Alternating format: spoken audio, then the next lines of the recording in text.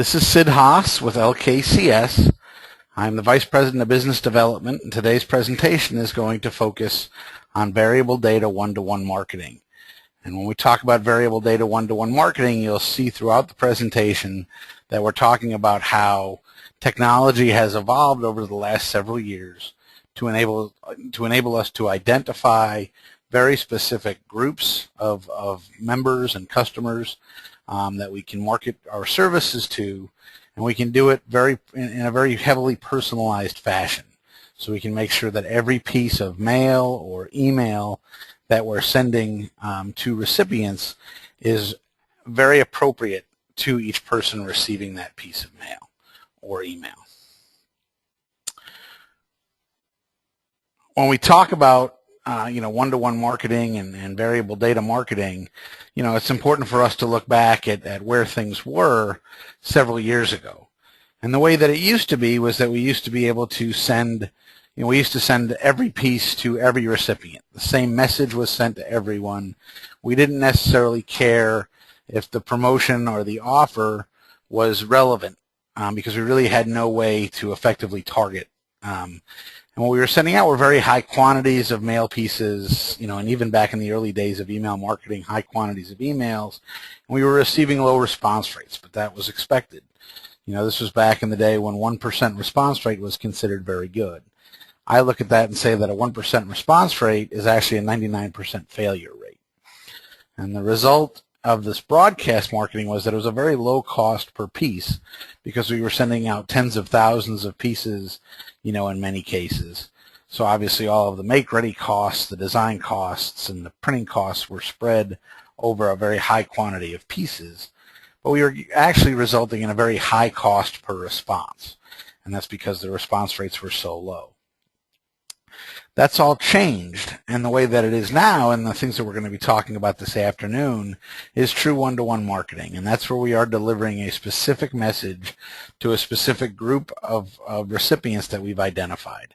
And we're making sure that the mail piece or the email, whatever we're sending out, is relevant to that particular recipient. The difference now is we're sending out much lower quantities of pieces. We may be sending out a couple thousand, we may be sending out a couple hundred, we may be sending out a couple dozen. But we're expecting much higher response rates. The difference now is that you'll see there's a much higher cost per piece, and that's because when we're printing out a few hundred postcards or a few dozen letters, obviously the design costs and the copywriting costs and all of the costs involved in setting it up are the same as when we were printing tens of thousands of pieces. But now we're only splitting that cost across, that cost across a few dozen or a few hundred pieces. So the cost per piece goes up, but you'll find that there's a much lower cost per response because we're receiving much higher response rates. And with one-to-one marketing campaigns, it's not unusual to see 10 and 20% response rates. Some of our customers have received as high as 50% response rates, and even higher. So it just depends on how we're doing our targeting and how accurate that message is to the particular recipients. So when we talk about targeting and one-to-one marketing, what we're looking at doing is obviously reducing your overall expenses and improving your results. And there's a few steps on how we do that, and we're going to take a look at most of these today. But the first step is obviously to take a look at what information is available. What data do you already have in your possession to identify your target market? And we're going to talk about that in depth. We're going to then collect that information to identify that target group. So we're going to say this is my target marketing project. This is my target marketing group, and we're going to execute that campaign. So that's what we're going to do in step number 3 is take that data that we've collected and put it to use to launch the campaign. And the last step is then measuring the results of the campaign and figuring out what was absolutely correct with that campaign and what could be improved for the next promotion that you run.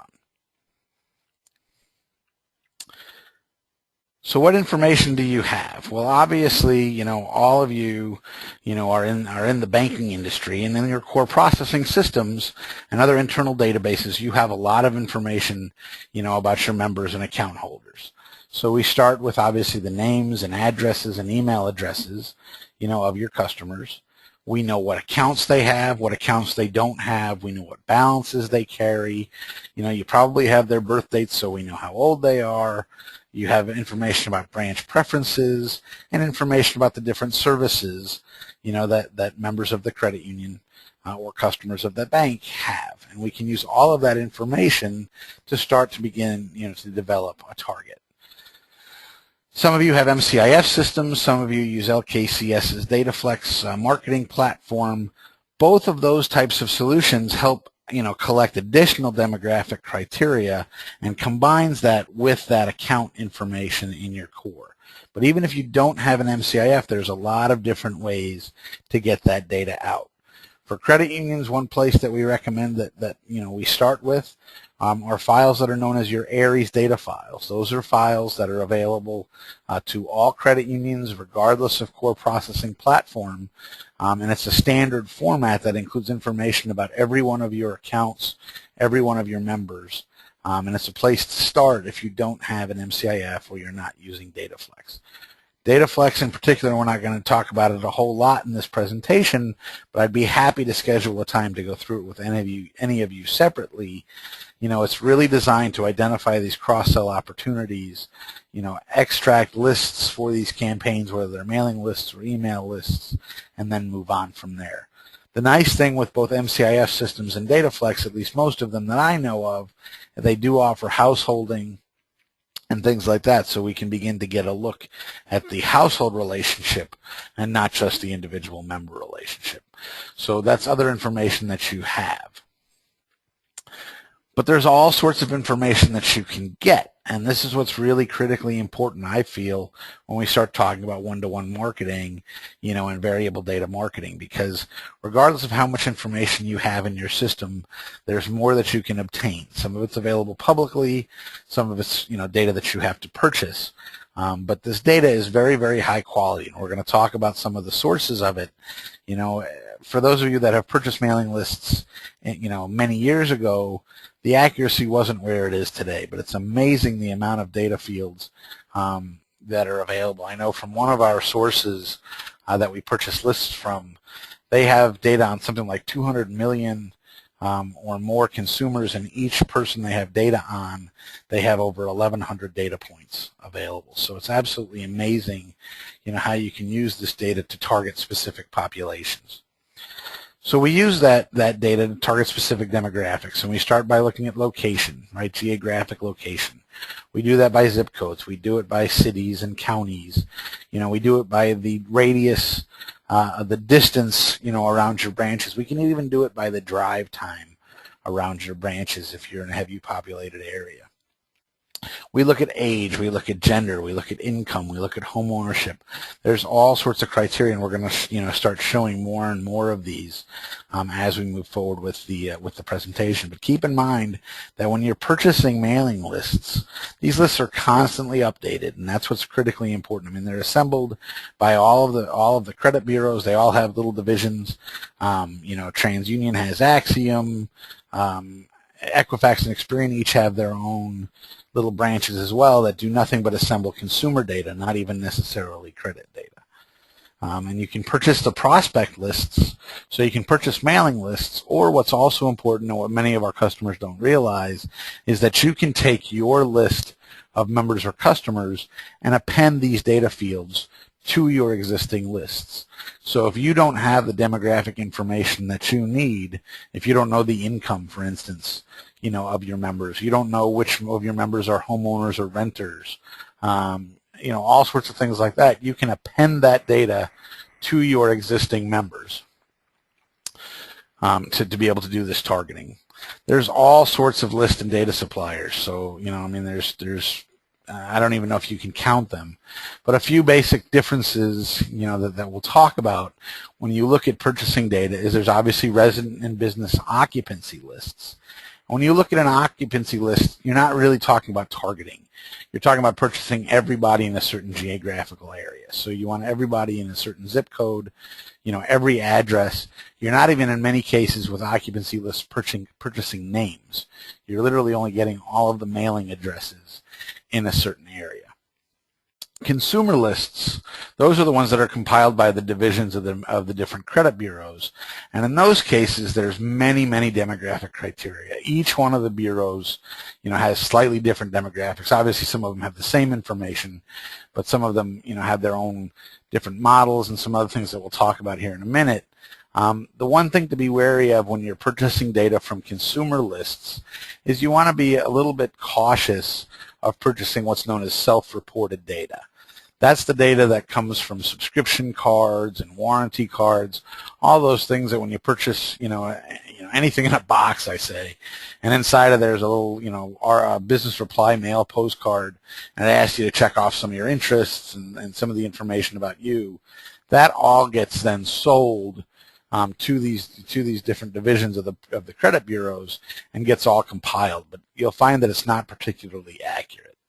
So when we help our customers determine what data to purchase for their campaigns, we usually steer away from self-reported data.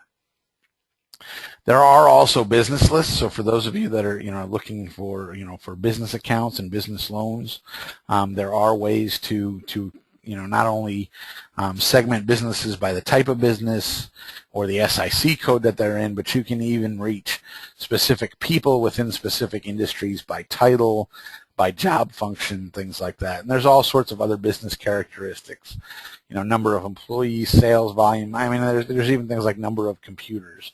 So, if you're into targeting businesses, we can certainly talk about that more. There are also some specialty lists that are very appropriate for some situations. There are lists of new movers, which some of our customers use on a regular basis, on a monthly basis, to establish new checking accounts and things like that. There's new homeowners lists and there's new borrowers lists as well. So depending on what products and services you have, there may be specialty lists, or what products and services you'd like to promote. There may be other list sources, that really help you get the most bang for your buck. So we can talk about any of those. There's also all sorts of data available that, again, you can purchase for prospects or append to your existing member lists that focuses on different lifestyles and life stages.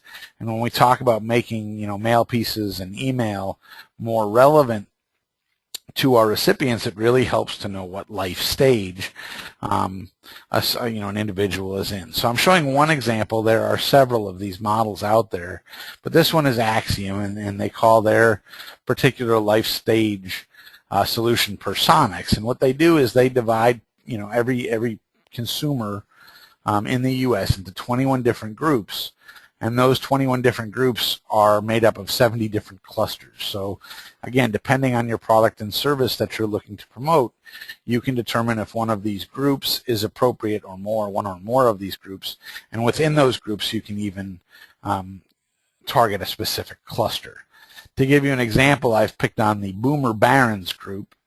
You can read the description there on your screen, and the Boomer Barons group is made up of 3 particular clusters, including the Skyboxes and Suburbans clusters. So you can see, how they've split the U.S. population into these buckets, I call them, and we can identify the most appropriate buckets for the different products and services you're looking to promote. And just like all of the other data sets that we've talked about, this can be appended to your existing member list, or you can purchase, lists of people living in a specific geography that also are members of this, Personix group or Personix cluster. And again, the Personix is just one example of these. There are also several behavioral models, and we're going to actually show some examples using these that are very, very helpful. So some of the examples of behavioral models that are out there are, the first is an economic stability indicator. This is not at all a credit score. We're going to talk about how we can use credit data as well. But the economic stability indicator kind of approximates the creditworthiness of a specific individual. There's an intent to purchase a vehicle. So there's all sorts of life events, they call them. One of them is intent to purchase a vehicle. There's things in there about getting married. There's all sorts of life events that we can look for. But one that's obviously particularly relevant to credit unions is this the life event intent to purchase a vehicle. There's a vehicle dominant lifestyle indicator, and I'm going to show how both of these are actually used. Actually, the top three we're going to use in an example coming up here in a minute. But the vehicle dominant lifestyle indicator helps us identify what type of vehicle someone may be in the market for, or what type of vehicle fits their lifestyle. There's a heavy transactors model, so these are people that make a lot of transactions. There's a consumer prominence indicator, which is again similar to the economic stability indicator, but it's just there are different ways of approximating creditworthiness, but they are not again tied at all to credit score.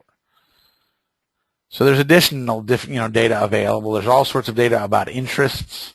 So depending on what you're doing, if you wanted to have 3 different designs of postcards, one with a travel scene on it, one with a motorcycle on it, one with a fishing scene on it, something like that, we can identify the people that are interested in those types of activities to make sure that the graphics on the mail piece or in the email are appropriate to the recipient.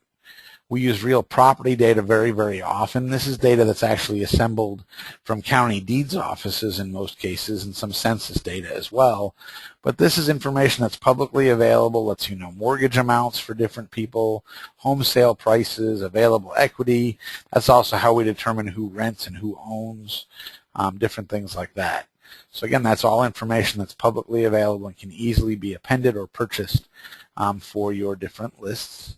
There's buying activity, so you can see who's purchasing online, who's purchasing via catalog, all sorts of different things. And there's ethnicity information as well. So when you look at bilingual type marketing, we can help you identify specific ethnicities, both of your existing members or of prospective members. And then finally, we can also use actual credit bureau data, which really helps you react with the right offer at the right time. So, we can get all sorts of information, any information that's available in a consumer credit file. We can, again, append to your list or purchase. There are specific requirements when we use actual credit bureau data. You can't just purchase credit scores, for instance, and send out your standard mail piece. Whenever you use credit bureau data, you have to deliver a firm offer of credit to sell additional products. And when we talk about firm offer of credit, we're using terms like you are pre-qualified, you are pre-selected, you are pre-approved to receive an auto loan or a home loan or a credit card of at least $10,000, $50,000, $100,000, whatever that might be. You can identify all of your different underwriting guidelines so we can make sure that we find people that meet those credit criteria, send out the mail pieces with the appropriate language and disclosure, and then even when people apply, if they do not meet your credit criteria for any reason, you do not have to extend that offer of credit.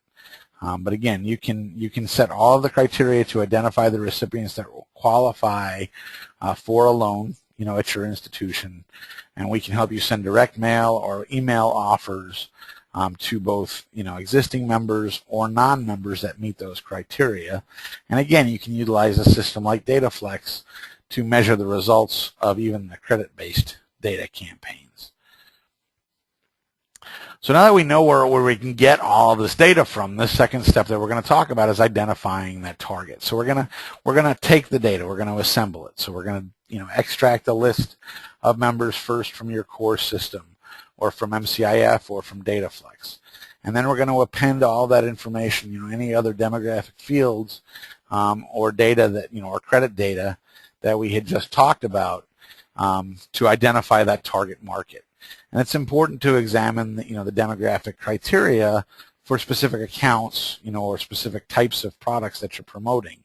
And the example that I'm showing here is obviously you're going to see a significant difference, in the people that have your CDs and money market accounts and the people that are taking out personal loans in many cases. So depending on what product you're promoting, there are going to be certain demographic criteria that are more appropriate than others, in different ways to break those out.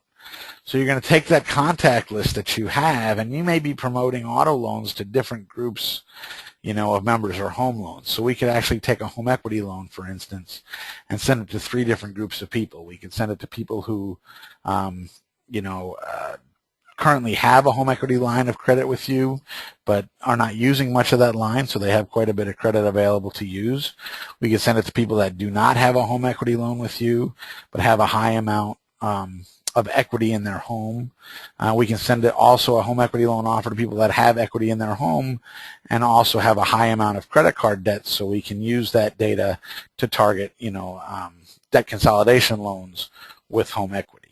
So there's ways that we can take that contact list and split it into smaller demographics, to make sure that the product that you're promoting and the offer that you have is, again, appropriate to each segment that you're mailing to.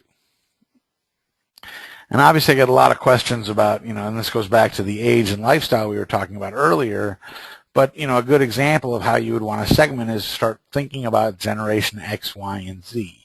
And this is how I define Generation X, Y, and Z. So Generation X, I simplify it to the people that were born in the 60s and the 70s. And Generation Y, I simplify to being the people that were born in the 80s and the 90s. What you're finding with Generation Y is that they do everything online. You're rarely going to see them in your banks and credit unions. These are the people that like the online chat, that read the blogs, that are participating in social networking, things like that. And Generation Z now are obviously becoming, is becoming more and more appropriate for financial institutions. And what's interesting is they're not even, writing checks. So they're wondering why we even call checking accounts. Why don't we call them debit accounts? So there's a lot of different, terminology that's going to change as we market to these different groups. So even just segmenting your lists by age, your messages, the language in your messages may change based on the age of the people receiving your marketing. So now that we've determined, our target market, and we've segmented the list and we've appended all of the data that we need, we're actually going to launch the campaign. So you're going to select the formats, and we'll talk about that for a few minutes. Is this going to be a direct mail piece or an email piece? How are you going to send this information out? You're obviously going to write the copy or have an agency like LKCS write the copy. You're going to design the pieces, and then you're going to send it out. And it's very important to make sure that the design and the copywriting and everything else, and even the format that you're using, matches that target market. We just talked about Generation Y and Z. You're not necessarily going to reach them by putting a newspaper ad. You're going to reach them in other ways. So you need to make sure that the ways you choose to promote your products match that target market. And when we talk about one-to-one marketing, these are some of the things that you can consider. Obviously, there's direct mail and there's variable data printing, which we're going to be talking about. You can do matrix mailings. Matrix mailings are a series of mail pieces or email, for that matter, that are sent out over a period of time, cross-selling different products to different groups. It's very effective for formal onboarding campaigns, for new branch openings, for mergers and acquisitions, things like that. You can obviously do one-to-one targeted email marketing. Microsites are becoming very, very popular and have been for the past few years. That's where you're actually launching a small website designed for either a specific product or a specific demographic. For those of you that use LKCS statement services, you're aware of how we can print statement inserts or statement ads directly on the statements.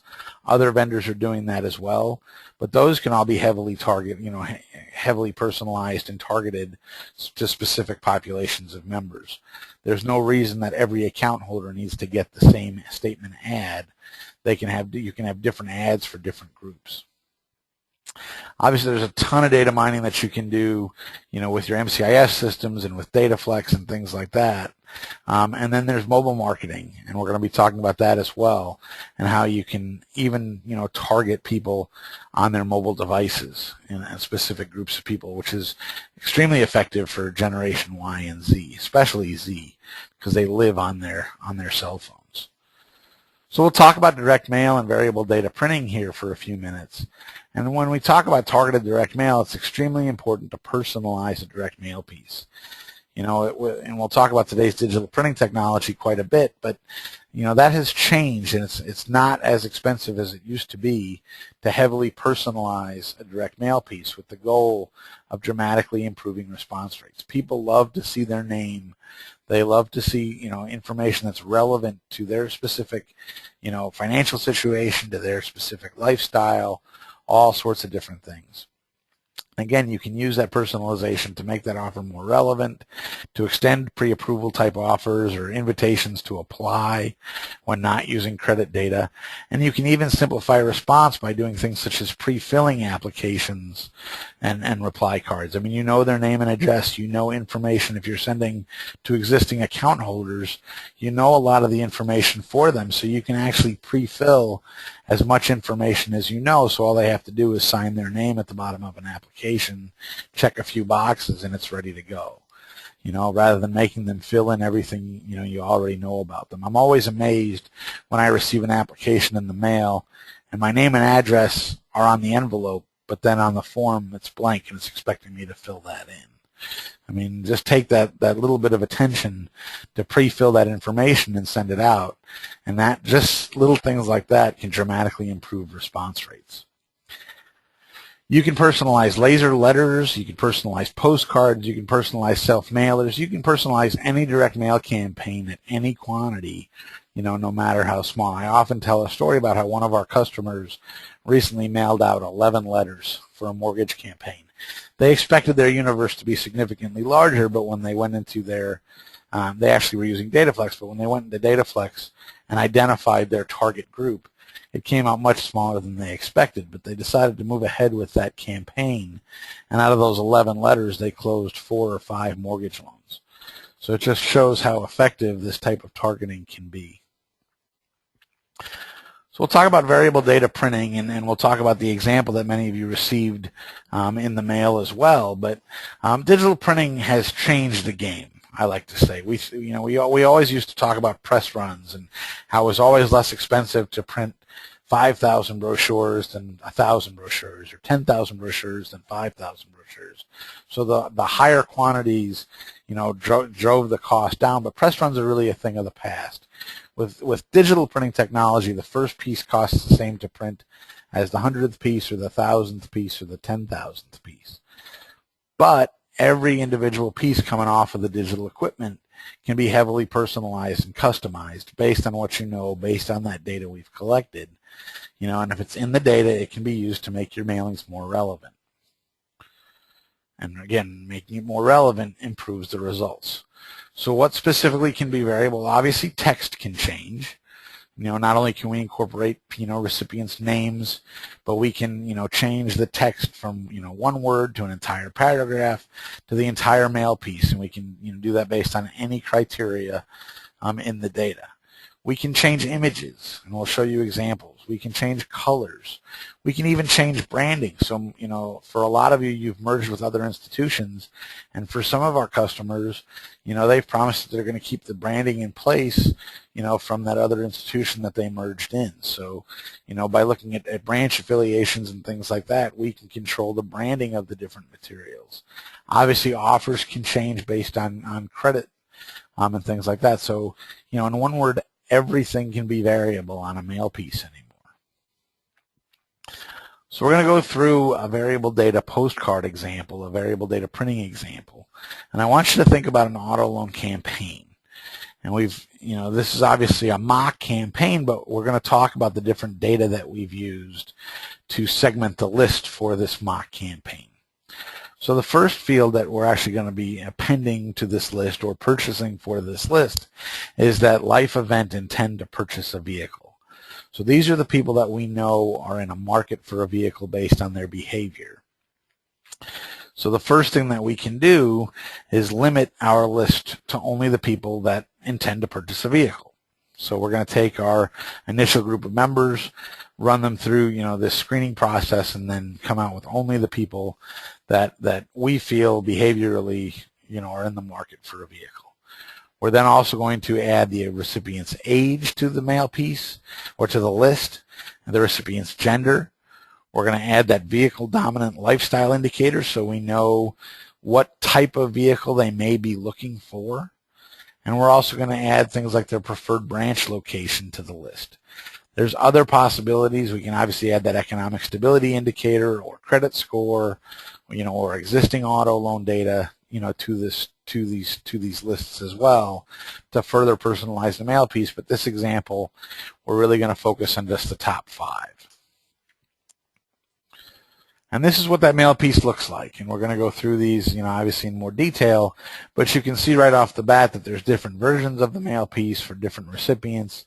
The images change, the colors change, the type of vehicles change, all sorts of things change, but this is one campaign. So it's really one, set of creative, one set of copywriting, things like that.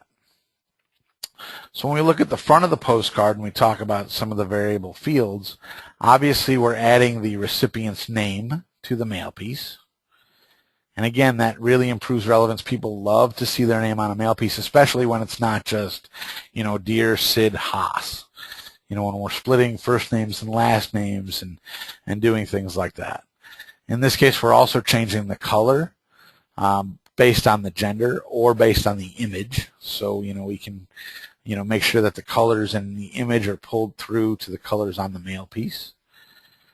The photo itself is determined by the age and the gender of the recipient. So we may have 8 different groups, 4 for males and 4 for females, and different age groups within, within those 2 genders, and have different photos, so that now they're seeing their name on the mail piece, and they're seeing a photo of a person that they can relate to because, it's obviously relevant to them by gender and age. And you can get that down to ethnicity if you wanted to.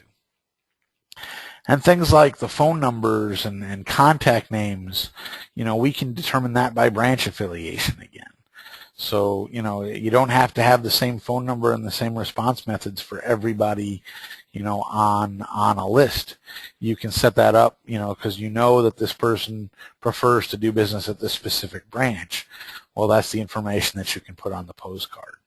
And that's kind of what we're doing on the back as well. So you'll see that we have a return address and we have hours, and all of that is also determined by that branch affiliation. Obviously, we have the recipient's name and address, so the mail piece is delivered. We're personalizing it with the loan officer and phone number, again, by branch affiliation. We're adding the recipient's name at the top. The type of vehicle that's printed is determined by that dominant lifestyle vehicle indicator. So again, even if that's not 100% correct, nobody's going to be offended necessarily if they see, a sedan or a sports car or an SUV or a minivan. But if it happens to be the correct vehicle for the lifestyle of the recipient, it's going to make that mail piece, just that much more relevant. And obviously the specific offers that are included on the mail piece can be determined by the creditworthiness, the FICO scores, anything that about the individual. And then in this case, we're also including a quick response code, a QR code. You're probably more and more familiar with them. They seem to be everywhere nowadays, but we can talk about that as well in a little bit more detail.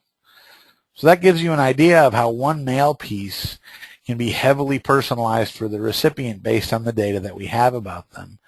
This type of data does not cost a huge amount of money.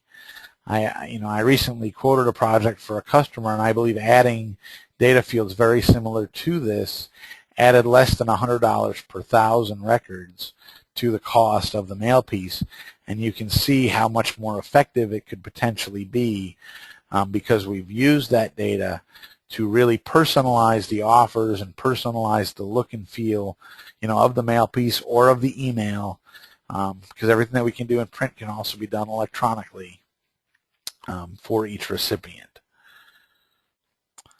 So I showed you on that postcard there was a QR code, so I'll spend just a couple minutes in case you're not familiar with what a QR code is. But the concept of a QR code is that it can drive your print marketing recipients directly to your website. And I believe the last numbers I saw were something like 70%, if not higher now, of cell phones being sold or smartphones. So any smartphone has obviously a data plan associated with it and the ability to scan one of these QR codes with any number of apps. So they, the user points their camera phone, their smartphone, at a QR code. They snap a picture of that QR code, and then that QR code is automatically decoded by the app on their phone, and it sends them right to your web page. It can be just a standard web page. It can be an online application. It can be anything. So a QR code is just one of these funny-looking 2D barcodes, but there's all sorts of data embedded in that barcode. And that data includes website addresses. It can include phone numbers. We're actually printing QR codes on the back of our business cards that would enable you to save all of our contact information directly to your phone just by scanning that code. There's all sorts of apps available for free in all the different smartphone app stores to do this. And the cool thing is that regardless of what type of smartphone you have, typing on a smartphone is still not the easiest thing in the world, especially when you're talking about long URLs. So in this case, it's much faster to scan a QR code and be taken directly to a web page, without having to type that address in. To give you an idea of the explosive growth of mobile marketing and why we're talking about QR codes and different mobile options, and why more and more credit unions are looking at mobile banking, and why you're looking at mobile websites and apps and things like that, is because there are now more smartphones purchased annually, both in the U.S. and worldwide, than desktop and notebook PCs. I mean, that's a huge number. It actually just happened last year where that, I guess where we exceeded the number of, we exceeded the number of computers being purchased by the number of smartphones being purchased. And by the way, iPads and tablets are included with that category of notebook and desktop PCs. So even with the growth of tablets, there's still more smartphones being sold. Worldwide, there are currently 1.6 billion internet users, but there's 4.1 billion mobile subscribers. So, if this trend continues, where in the U.S. over 70% of cell phones are smartphones with data plans, you can begin to see how quickly that 1.6 billion internet users worldwide can grow. There are 5 major trends that shouldn't surprise any of you, that are causing this growth, and probably the most important is just the speed of the data networks now with 3G and 4G signals, just about everywhere. 3G wasn't available, 2 years ago, and now nobody wants 3G, everybody wants 4G wherever we go. Obviously, social networking with Facebook and things like that, is especially for the younger, demographics. They can't help but look at that phone and check what their friends are doing. And obviously, just the devices themselves, are so amazing. I mean, Apple just launched their new iPad, and I don't know how many millions of people are getting it next week, but I'm sure that they'll have another record quarter. And as soon as they launch the iPhone 5, and every new Android device comes out is better than the last one. So the devices themselves are getting better and better. What you're seeing is that people are using these mobile devices more than their PCs, and by 2015, Morgan Stanley expects that more users will connect to the internet with mobile devices than with their PCs. So, this mobile trend isn't going away, so you need to begin to think about it for all of your marketing efforts, even direct mail and email. The nice thing with QR codes is that they can be trackable. And what we found is that most people using QR codes either didn't know that or aren't bothering to do that, but you can actually capture statistics to see how many visitors, visit each day, each month, each year, and you can even capture what types of devices that they're using. So when you look at developing web pages, mobile websites, or paying for an app or something like that, you may want to know what types of devices your members are using, and one way to do that is by looking at the QR code usage statistics for the types of devices. Moving along, and we're getting closer to the end here, but I also wanted to talk for a few minutes about email marketing, because email marketing can also be heavily personalized and can be used to by itself or to support direct mail campaigns, and they can be, again, made very, very relevant for each recipient. So email is permission based. You still really need to get the permission of people to send them an email. Now, all of your members and all of your customers, you already have a business relationship with them, so start by using the email addresses that are in your home banking platform and that are in your core system already, because you absolutely have, have the ability to send them email, and you're going to give people ways to opt out of your list. You'll find that very few people will actually unsubscribe from your lists that you already have an account relationship with. But there's all sorts of ways to build your list for people that you don't have email addresses for. Why should you consider email? Well, obviously it's cost effective. Email is much less expensive than direct mail, but don't think of it as free. Email is not free. Even the email that you send from your desk at the office has a cost associated with it. Email is extremely trackable. So we can show not only how many emails were sent, but how many were read, how many people clicked on links within that email, who those people were, all sorts of different things. When you look at targeting demographics, and again, the generation X, Y, and Z is just a basic way of targeting. You have members and customers that prefer to interact with you online. They will much prefer to receive an email in some cases than a direct mail piece. Obviously, email allows direct interaction with your website. Clicking on a link within that email can take people right to a landing page, right to an online application, and it's still easier to click a link within an email message than it is to scan a QR code. Email is instant. It's almost immediate delivery. The reporting is real time. It's actually pretty exciting to send out an email broadcast and then start watching within 2 or 3 minutes how many people are reading that message. It's pretty cool. You can use that data for future correspondence. So you can send out a mail piece or an email piece with an offer on an auto loan or a home equity loan and see who's interested in that auto loan offer or in that home equity offer, and then you can follow up with them. And again, you can follow up via email, you can follow up via direct mail, you could even follow up with a phone call. So you can see who's read that message several times or who's clicked on the link to check your rates, but they haven't applied yet or something like that. It's very, very easy to send email messages out. There's minimal turnaround required, and obviously it coordinates well with all of your other marketing efforts.